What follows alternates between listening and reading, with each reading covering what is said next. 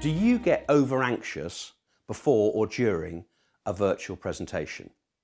If you are over nervous, you're thinking about yourself. Your focus should be on the audience. Confidence is key, and yet it eludes many. What happens to you when you see presenters who are obviously nervous? It's likely that you feel one of two things.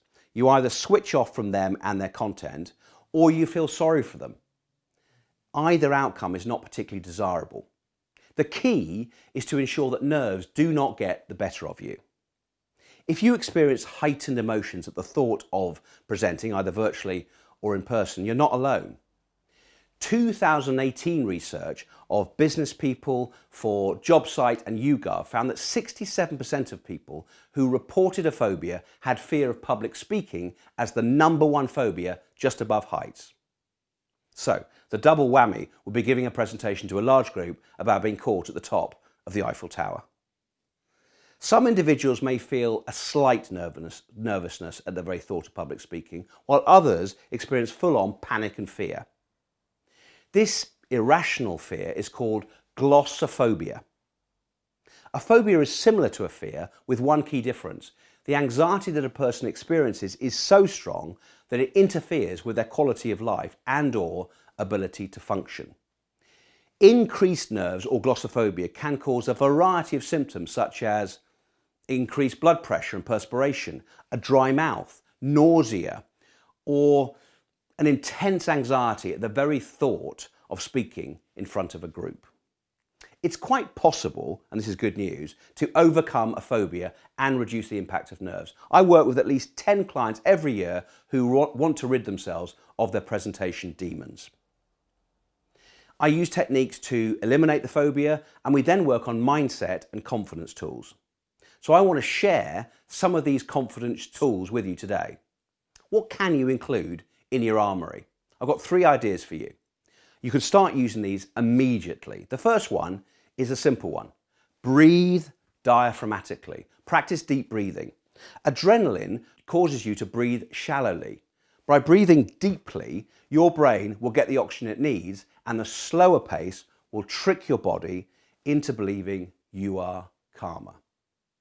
Breathing deeply also helps with reducing voice quivering if that's an issue for you. So here's how you do it. Place your hands on your stomach. Breathe in through your nose for the count of 4. Hold for 4. And then breathe out through your mouth to the count of 4. Do 3 rounds of this, and make sure you keep your shoulders, stomach, and your legs relaxed. Here's number 2, the second idea, power poses. Have you heard of Amy Cuddy? She delivered the most watched TED Talk.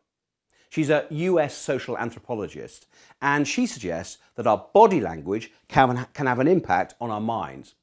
By commanding a powerful stance, we can make ourselves actually feel more powerful. Here are a couple of examples of our power poses. Here's one, and here's the Superwoman pose. So in research at Harvard University, she found that those who stood or sat in the high power pose for 2 minutes felt more powerful and performed better. Her evidence suggests that power posing changes the whole of the body chemistry. Your cortisol decreases and your testosterone increases. Perfect combination. I use power poses every time I deliver a keynote. Why? Because it works. I feel more powerful, more dynamic, and more energized. Here's the third idea. Look up. Do you ever honestly look down and read your notes just before you're about to present? If you look down, you're much more likely to access nervous feelings.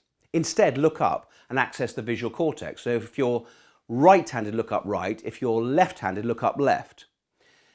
This is what many performers are taught to do. You're preparing with the end in mind and teaching your brain that you are in control when you visualize like this. So try these things out. Breathing, power poses, and looking up. Identify which ones work best for you and the sequence. I have one quick bonus for you if you want to be relaxed and confident when you present. Smile. It takes 26 muscles in your face to smile. The payoff is that smiling relaxes you and your audience.